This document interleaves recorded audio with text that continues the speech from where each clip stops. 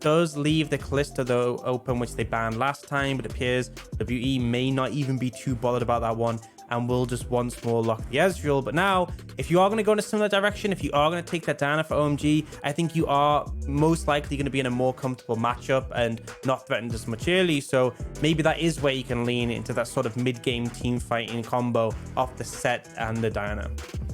Oh, we'll get past the Rammus at the very least. Let's just see. AD carry looked at the exact same here. One of Abel's favorite, most played.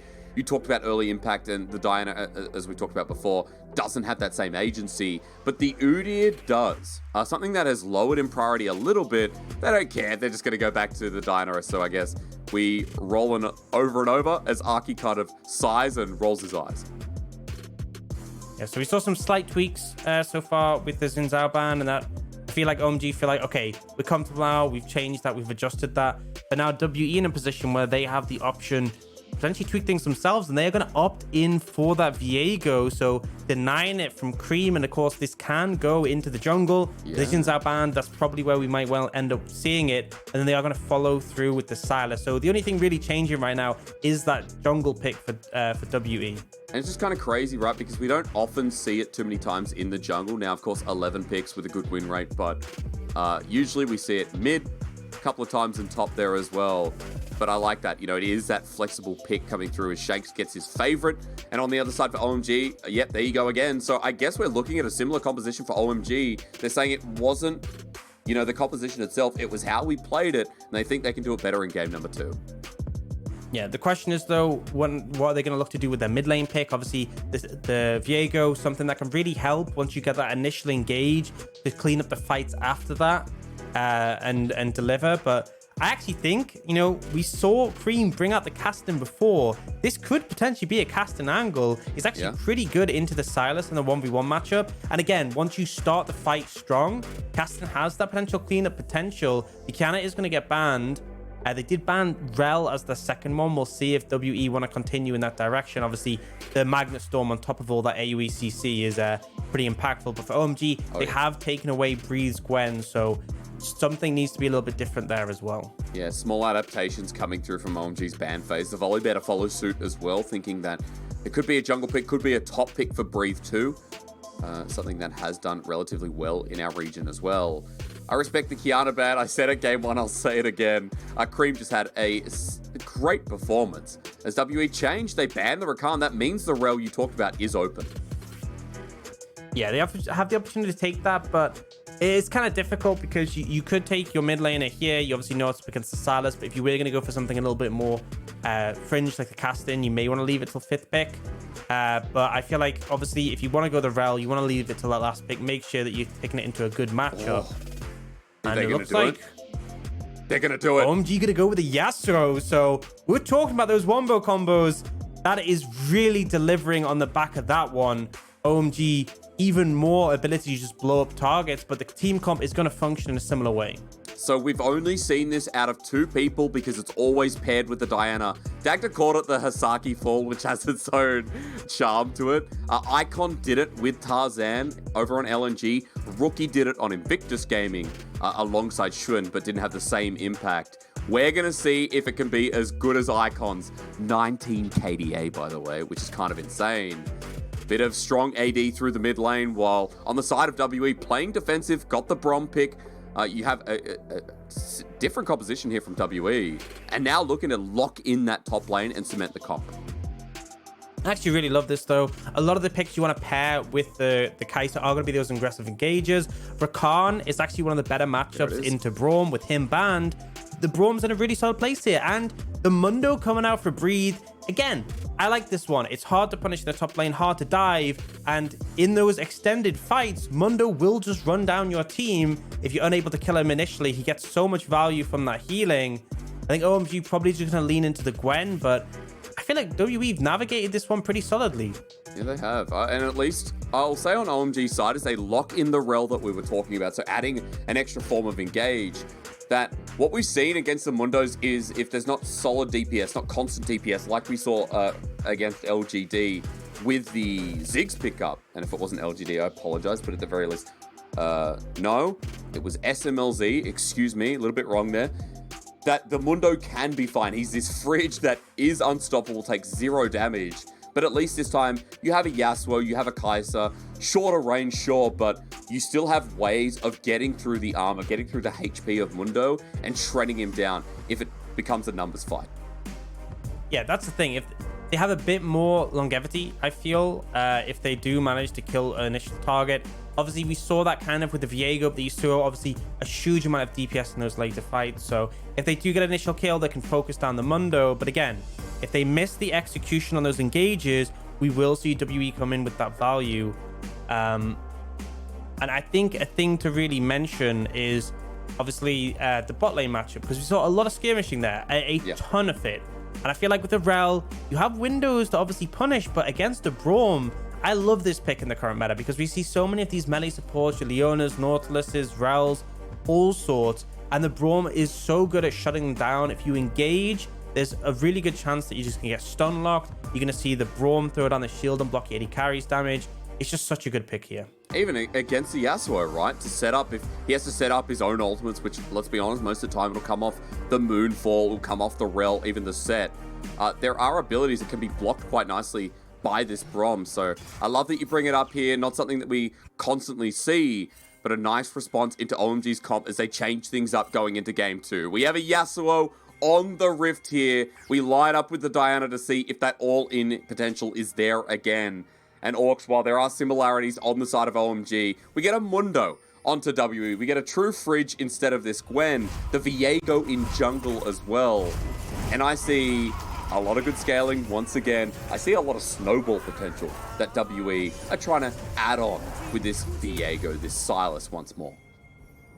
Yeah, there will be a little bit less early agency though in this jungler, and that's the big thing we wanted to highlight from that game 1. MVP performance from Beishang on the Xin Zhao, but the Viego not able to contest things as early and tends to wait more towards that level 6 point, similar to the Diana. So Aki should be more comfortable in this jungle matchup, maybe able to make an impact a bit sooner and not be so scared of Beishang turning up. But honestly, I really actually hope OMG come out strong in this game. Not just because obviously I'd love to have a 3-game series, but also Creme on Yasuo is something I am so down for. That's true, because we talked about him. His Akali's great. His champion pool is wide.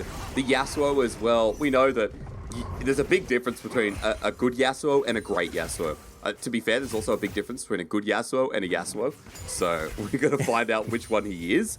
But in this lane as well, we're already seeing him push out, taking the Conqueror into Shakes too, who's got the same, but Creme zoning him away. He's hit too, and abusing the Q early and the damage it provides.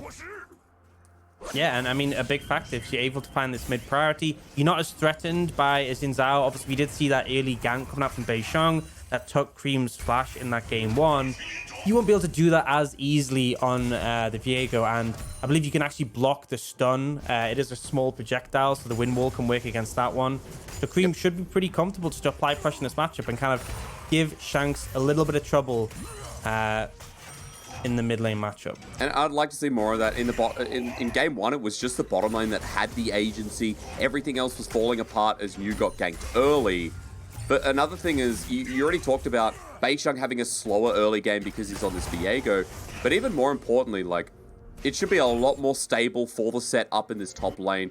Depending on how those trades go, it should be that slower early game that gives OMG a chance to actually get the items before everything spiraled out of control. Now, I've said that already. Wind Wall is available. It blocks Beishang. Nice interaction there as Creme just walks away. Yeah, and I mean, the thing is, if that was Xin Zhao, could have been a lot more dicey in that situation, but Creme able to mitigate that and then should just be able to pick up this wave and go back to pressuring Shanks. So we're seeing already the difference between having this lower pressure jungler, Beishang, these plays that might have worked with Xin Zhao not necessarily going to here. And that means Aki more comfortable. Actually might be able to look for something in the mid lane here as well, although Creme just took a really bad trade at the back end of that. Yeah, Shanks also has enough mana to abscond, abduct, get a Kingslayer in there as well. So as the wave builds up, Creme, not in threat of a dive, but still good threat here. Means that bot is a little bit safe, means that Aki can't do anything either.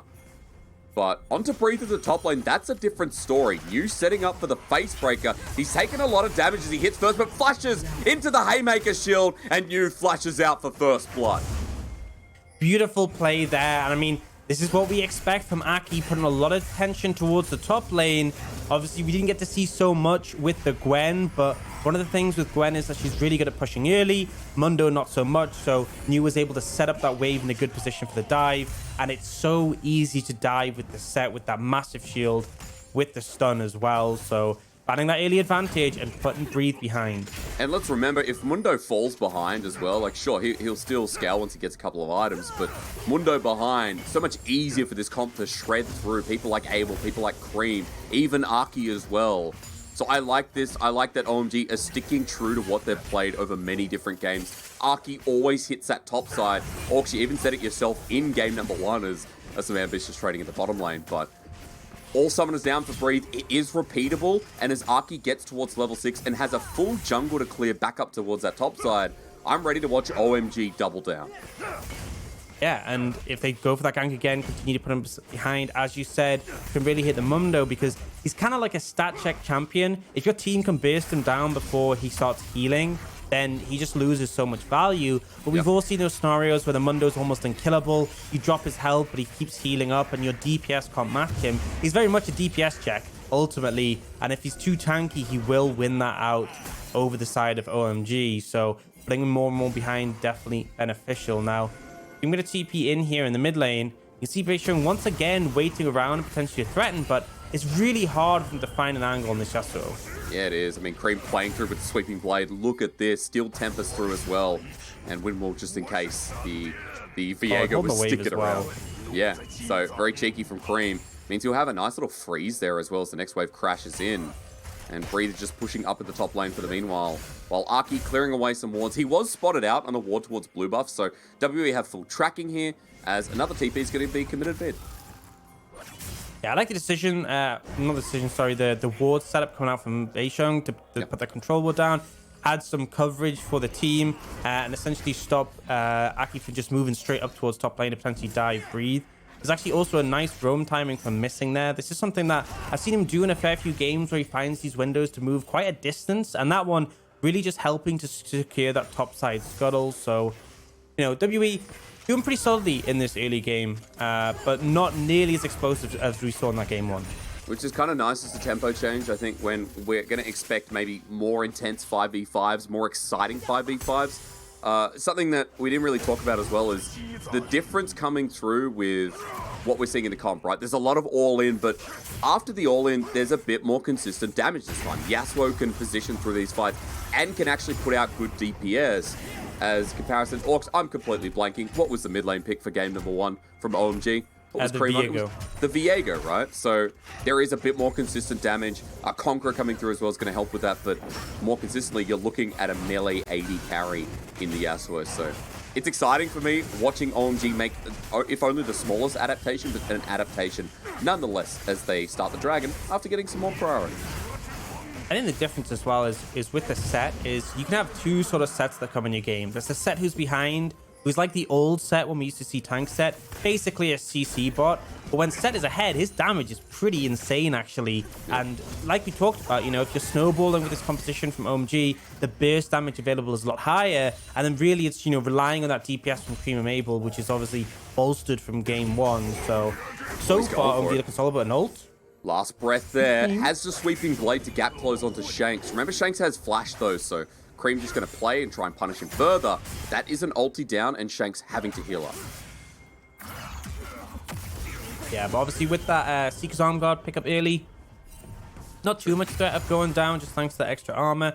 But still, again, we're seeing Creme. There was that little hiccup earlier where he took a bad trade, but for the most part, he's had priority mid lane. And this has really allowed Aki to have quite a bit of freedom. They picked up that dragon together. They're now moving towards the Herald. You do see actually Abel making a very early roam towards his top side to cover the mid wave. So WE look like they want to contest this, but OMG have some good setup for this. They're going to have the mid wave pushed in. So if WE don't answer that one, they're going to miss out some minions. So OMG feel confident to take this. Cold even on the way, but New takes a big chunk of damage. It's actually stolen by Beishang. Over the wall, OMG haven't got the Herald as Abel flies on in though. The Moonfall used in great succession, but Breathe's healing up. Maximum dosage is already popped.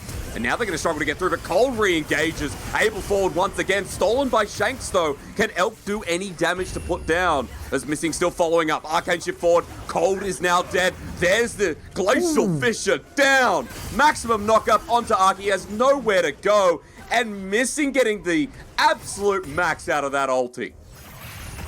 And I think this was just a little bit greedy by OMG. They had the setup for this. All they needed to do was drop the Herald, let the aggro reset, and then WE are forced to respond to the waves or sacrifice gold on the map. If they do that play, you already saw Abel move up, push the wave into mid.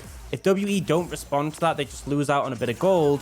But instead, OMG try and force the issue. They lose the Herald thanks to Beishang, and then on top of that, they end up losing the fight because, again, the ults are decent, but they're not amazing in this situation, and the Yasuo are not really offering enough damage at this point. So look at the replay here, and you see Beishang finding this great opportunity to take it, but the ult from Ezreal also doing a ton of damage.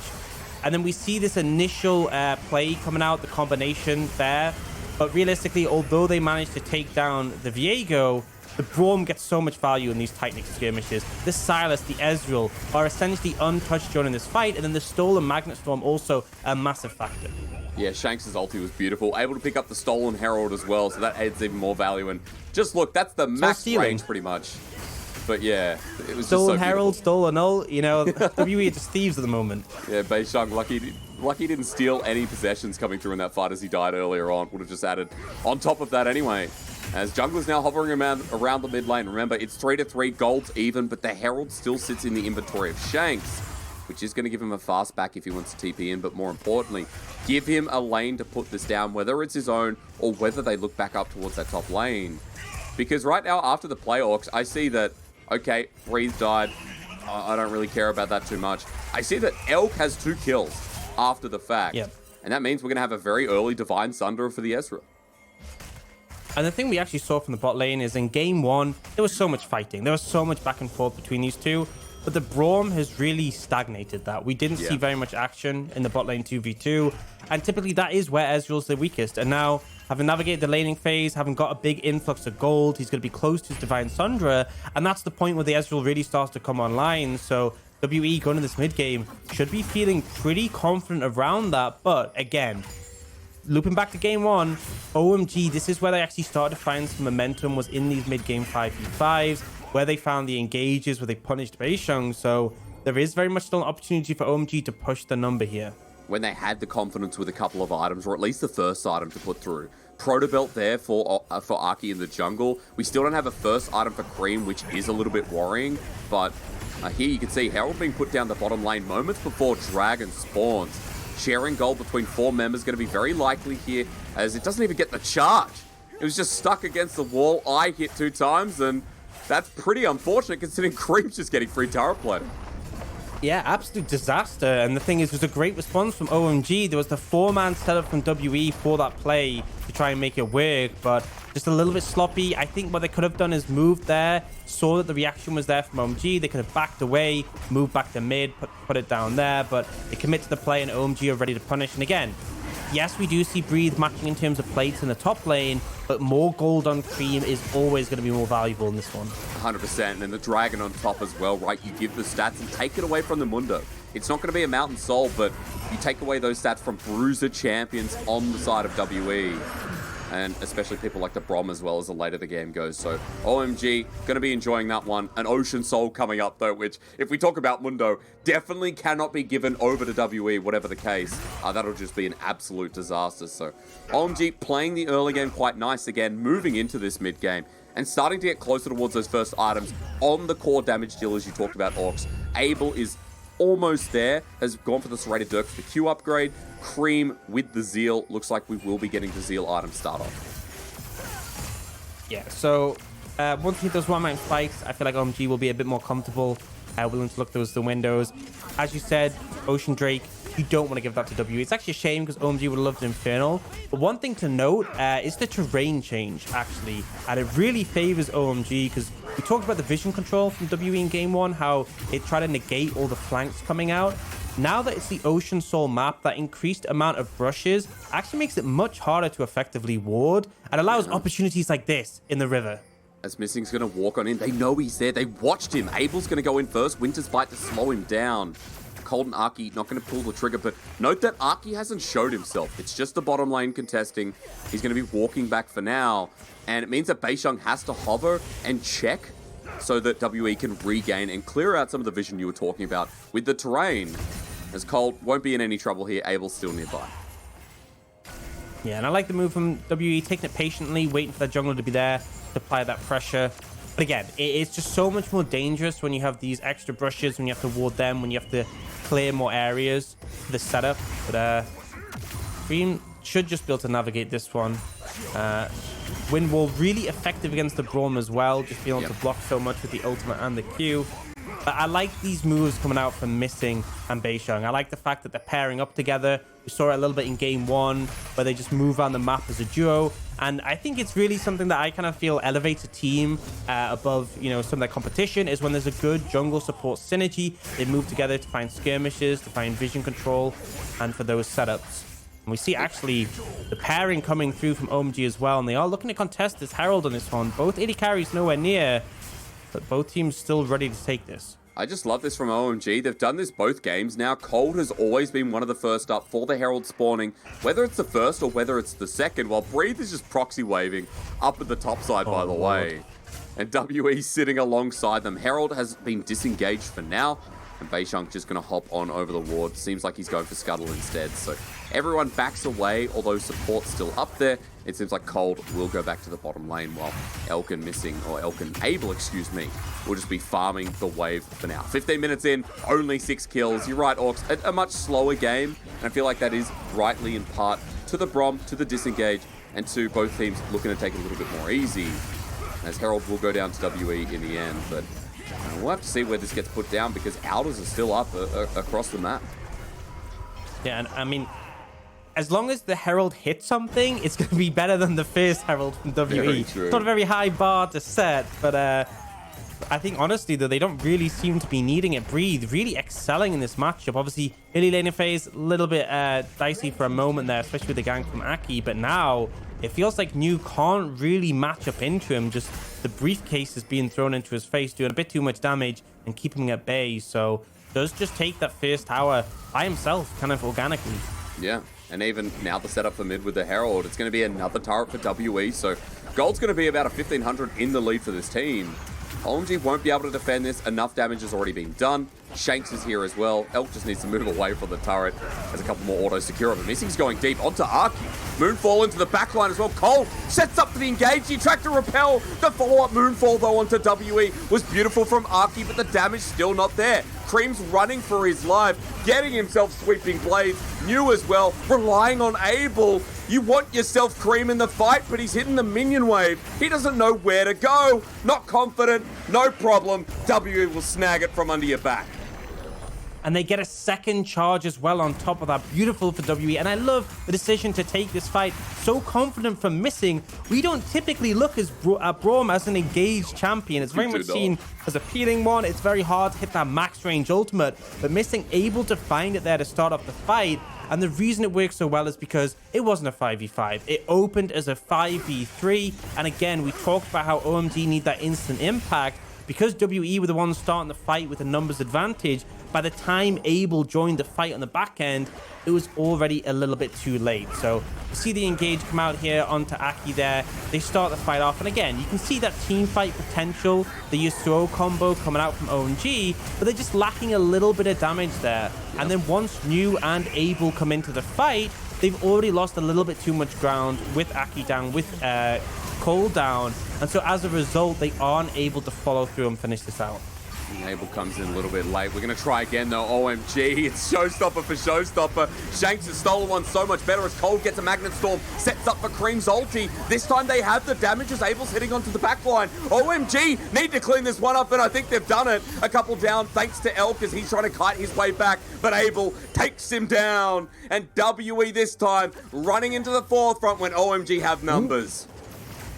OMG managed to find the full 5v5. They get the combo up, and you can see the damage potential. Once the momentum is there, they're able to clean up. They're able to secure the third dragon off the game as well and get that mid tower. So bouncing back almost instantly from that team fight loss in the mid lane. It feels like last fight, you know, it was a bit hard on Creme, but maybe the fight wasn't winnable. OMG knew that, he knew that, but this time around, there was no hesitation on pulling the trigger and committing to that full 5-on-5. Another replay, Aux. Welcome to the LPL, by the way. Yeah, I mean, I'm enjoying it. I'm loving it, especially in this meta. We do see maybe a little bit of an early engage coming out from New. He does end up going down, but then this massive Moonfall Hisaki combo coming in and able just here free hitting on the sideline, able to get so much damage off. And often when a team fight goes in favor of OMG across the series we've seen so far in the summer split, it's when Abel is there to clean up, and he's able to do so in that fight. And now gold slightly in favor for OMG, but they have those 3 dragons in pocket. They do, and that's going to be absolutely massive for OMG, because you look at how this next fight's going to go. OMG not only with the gold lead, but items through the mid lane, items soon through the bottom lane, I'm sure.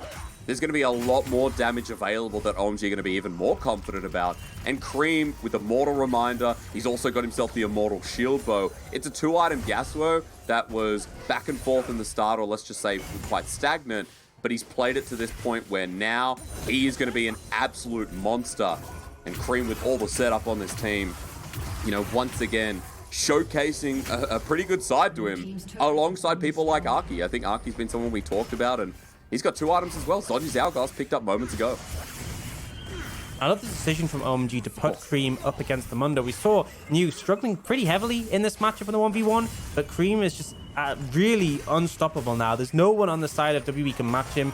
And again, that early Mortal Reminder itemization obviously had the execution as early, but if the 2 laners you're going up against are going to be a Sylas or a Mundo, it has so much value, because with 3 autos on a target, you get that 60% grievous wounds, and when you're against healing champions, that is such a massive factor. So right now, OMG, yes, we've talked about their massive team fight potential. They don't even necessarily need to rely on that. They now have this side lane threat that can really come through for them, because right now, Creme, again, just really hard to deal with.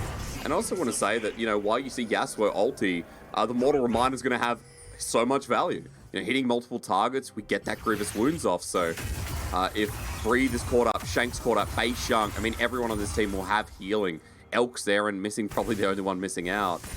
It feels like that item's going to have such great capacity in this game number 2. Also like to see it on someone like Abel as well, as he's just picked up the Collector. I also want to point out that on the other side of WE, they are getting their second items as well. So it's not as cut and dry. It's not like OMG have this game firmly in their grip, because now it's a fully stacked Manamune. It is Azonya's Hourglass. We've got a Random Omen for Breathe as well. Not a Warmog second, with the Grievous Wounds picked up thanks to the Bramble Vest as well. So WE are hitting their stride close to this dragon as well. Yeah, and they're rendering so much value when there's Yasuo and Kaisa both doing a fair amount of crit damage, able to shut that down. And I think the thing is, what makes this game so interesting in game 1 as well is the gold leads relatively even, and the comps do such very different things. There's just different win cons when it comes to that team fight. We have the fast-paced impact of OMG with those big ultimates. We have the good sustained value from WE. So as a result, we see this dynamic where it really feels like either team can take the fight. It's just dependent on the setup and the execution. And so, you know, despite the fact that OMG have found the edge now, they are up in gold by a little bit, they have those 2 dragons, I still feel like WE could take a fight if they can set things up correctly. And that's why I want to talk about vision control as OMG move up towards the Baron, something that I know you've been really interested in this series holistically, where we do have really good defensive line here from WE, but OMG starting to get deep on both sides of the map, towards the Dragon, towards Baron, tracking out the potential angles that people like Shanks can play through, where Breathe comes from as well. OMG also controlling those angles, Orcs. Important when we talked about playing through the map state, the terrain change thanks to the Ocean Soul, and more about where people like Arky, New can even come from, or even Cold on the Rell. And that's what makes it so difficult. If you're trying to push into an area you don't control and you're rushing it, you're not going to be able to check every single brush. There'll be wards you don't necessarily sweep, and that allows flanks to come in from the enemy team, and potentially that can be so devastating for the side of WE, especially if L gets caught by the showstopper, by Sett. The fight just might well be over. That's right. Catch him between. He's already pushed out the bottom wave quite deep. He can play through the tri-brush for now. but Breathe has to go back and respond to the wave. So there is pressure on the inner turret, and it's New walking up through the river. WE staying grouped as a 5-man unit as the Ocean Dragon that will be an Ocean Soul if OMG can pick it up. There's the Sett potentially looking for a flank here. Right Grabs the Mundo. Onto the back line. Here we go for the base breaker. Into it as well. Cold jumps on in. The Winter's Bite, the setup, concussive blows doesn't matter anymore because OMG have burst them down as Aki goes golden. Now on top of Shanks. Creme hitting away. The Yasuo gets yet another knockup onto Breathe. 5 versus 2. They do it again. They find that impact, the AoE mess coming out, the Hazaki's fall is just so good for OMG, and as much as Elk is able to get out and maintain his safety, he's not able to assist his team. They get absolutely decimated, and Creme potentially looking for more. Trouble. Elk's in so much trouble here, has to flash away. Creme is a menace on this Yasuo now as Ocean Soul goes over. Denied from the Mundo, given over to a Sett, a Yasuo, a Kaisa as well. Things looking real good for OMG in game 2. Absolutely, and that gold lead now being pushed pretty substantially, and the scaling really is there with the Yasuo on the team, with the Kaisa as well. These two are going to be doing a ton of damage now. Creme opting for the GA in this situation for more longevity, but yeah, we can see this replay. So although they don't manage to catch Elk here, New slams Beishang into the fight, opts for the Viego in this situation, and this AoE combo just absolutely decimates the front line of WE. And yes, we do see Elk able to survive on the back line, but he's not able to really contribute thanks to the wind wall, and as a result, OMG, they have the numbers advantage. They still have the sustained damage to carry through, and WE are on full retreat. Because Shank's got a 5-man Moonfall there as well, but you're right, the Elk damage mitigated thanks to the wind wall. Another tool that's been utilized so well here in this game is the GA on Yasuo now exists, folks. Keep that in the back of your mind as Baron is the next call. WE down 3,000 gold and struggling to get towards the river. As OMG, you look at the side waves right now, top's pushing in, bot as well as building up. Mid is under control.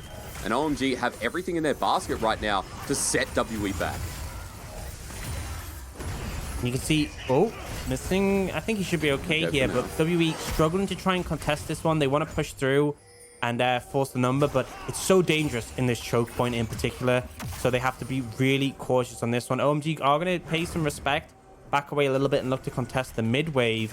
Critical thing to look out for is always Aki in these team fights. Those Moonfalls have been absolutely massive so far.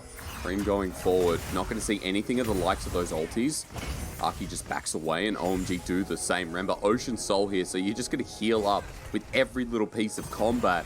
Which gives you a little bit more time to deal with it if you're someone like Creme. Into the river, WE will now move themselves, but New is right in front of them. WE are split apart, missing Sett down, but over the wall, stand behind me, used well. Beishang as well, disengaging. OMG getting hit, the Moonfall there. It's only a 2-man ulti though. WE trying to buy time, but Creme has already found missing and into the back. Shanks doesn't get any value this time, but Elk is able to hit through. Golden is cold and WE still have 4, but they're pushing forward. OMG need to get the hell out of there. It's a Yasuo that needs to make sure he doesn't get caught out. And Breathe is the one frontlining. WE still lose missing. It's still a win for OMG as they disengage and rely on the Ocean Soul. You see though, without those ults, they don't feel nearly as confident. Only get the support in that situation. Creme though, he's looking for more, but takes a lot of damage on the back end for it. They have to be careful in these situations, but the cooldowns are ticking away. Yasuo nearly got his ultimate again. Aki and New won't be too much longer. And once again, they set up the vision trap. Walking into the choke as TP comes through. That's from WE, and as Shanks joins the rift once more, he has hijack again too. Flash almost up for the Sylas as well. Look at the summoner choices here. Aki doesn't have his. New doesn't have his. His ultimate almost off the cooldown though, which is going to be good. And WE use this time to get vision into the Baron area. Elk and Shanks going to receive the wave. And bottom wave and top wave are just building up for OMG, so happy to keep playing for time. Yeah, I mean, it's favoring them in the long run in this situation. Oh, Beishang in trouble. Getting soloed out by New. He has to flash away, use the Heartbreaker instead. New actually targeted though, as there we go again. Into a choke. OMG say thank you very much. Creme running forward, but Elk is not really a threat to 4 people. Still, the poke is measurable as Elk wants to chase this down with missing, but OMG, welcome to their lair. And the thing is, with an Ocean Soul, they're just going to sustain up. You can see once more the huge value from the wind wall, just blocking Elk from really having to say in any of these fights. Now, they have to be so careful here to get engaged on. Elk certainly would go down, but the wind wall once more going to block them off. They should just be able to take the Baron. The Baron does go down. Elk can't do anything about it. The wind wall again showcases. And OMG looking like they could take us to this game 3, but things have been so not sketchy. I'm going to say tense, Orcs. It's been a tense game, but OMG hold control. Absolutely. And, you know, you just see in this scenario, Beishang overstepping on low HP. And this time things are more synergized because Beishang ults a target. Everyone gets amassed together. And that's essentially the bait for Aki to come in.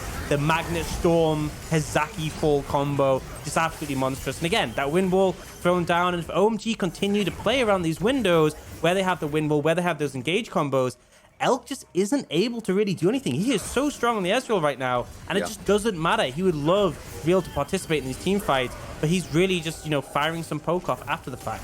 So threatened away, has to pull back. Missing and him have had a pretty good game so far, but Breathe here on this Mundo hasn't been able to survive much longer than we wanted to. I think the biggest thing is we talked about this, where the Mundo, if he falls behind in items, it can be dealt with. It's huge. It's able.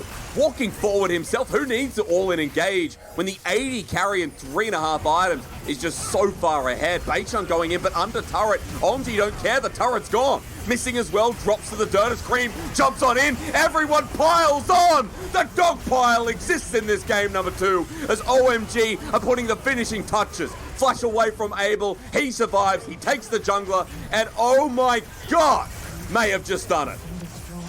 Love the confidence coming out. They just go forwards, forwards, forwards. They don't give a single opportunity for WAE to breathe. And he's the only member left alive, trying to do his best, but this Yasuo just doing way too much damage. Look at the Ocean Soul now. Mundo will survive for a little bit longer, but the Nexus will not. Game 3 on the horizon after OMG showcased the comp. This time so much better. And, you know, I was hoping for the game 3. We got to see the Creme Yasuo and it was delivering, but the combo, the coordination, this wasn't a one-man carry from this team. This was 5 members who knew exactly what the win con was, exactly how things needed to go, and the execution was there. We saw a little sprinkle of this in game 1 in the mid game, but this felt a consistent thing throughout. Some great adaptations in draft as well to set up for this. It really was. I think I love that OMG ran it back, but changed small elements. You talk about those adaptations, seeing the Yasuo in, more upfront damage, but also more DPS added to the composition. The biggest thing as well is that they got the Rell this time, and Cold on Rell was just magnificent. I mean, Cold has had really standout games so far, but the Rell was like the finishing touch that the Leona wouldn't give over to them. I think that's the crazy thing is that Rell, since we saw those big nerfs for her, she's kind of fallen a fair bit out of the meta. But in the LPL, there are some supports who just are so good on the champion. They make it meta. They make it so powerful. And as a result, you have to keep it out their hands. And we saw that in game 1, they banned it away. And in this situation, it didn't have the greatest laning phase because they weren't able to do as much to the Braum. But then in the team fights, it just had such a massive impact. The fact it pulls everyone in and guarantees that they're staying in place for the Moonfall for the Diana, just really excellent. And I love the layering of those ultimates. It was clean. I think this is why OMG is so exciting this split, because a roster that doesn't have as big a names as some others in the LPL. We talk about New, Arky, Creme with his debut split here in the LPL. Abel and Cold are the biggest names on this roster, but the other members are showing up as well, and that's what I love. The development in the league, the development in the team. OMG are a team that I thought in 2020 spring or summer, I can't remember which one, we're like, oh, they're so close. They've got SMLZ back again. They can do it. But this split is a whole new oyster. And taking WE to a game 3, no matter the result, you have to look at this team as a playoff contender, absolutely, with the way they're playing their League of Legends. Yeah, and again, we've seen this team step up to their competition, and I feel like that really favors a team that goes into playoffs. Great adaptations in the series, playing up to their opposition. I feel like if they get to playoffs, which in their current position they should be able to, they can make a good run. They really can. Look at the damage. I mean, Creme did quite a lot here. Abel the same. And you and I did talk a little bit about Elk, and the fact that in these fights, it was all done and dusted, Breathe, Beishang were dead, Shanks follows suit, and then Elk trying to put out DPS, but it's him versus the world, or it's him and Missing versus the rest of OMG. So a really hard game for the Ezreal here, and a game that, didn't get to be these elongated fights that WE wanted, especially when the Ocean Soul was picked up. It just made it near impossible for the Ezreal to have damage that could kill.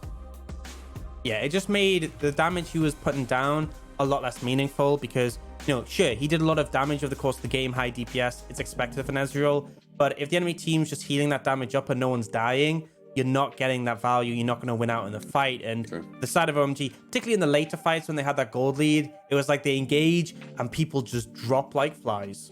And I'll be curious if they try and run it back for game number 3, right? The composition was so much fun to watch in both of these games. Success in game number 2. W might have to go back to the drawing board as well. Aux, we're going to go to yet another break, but after this,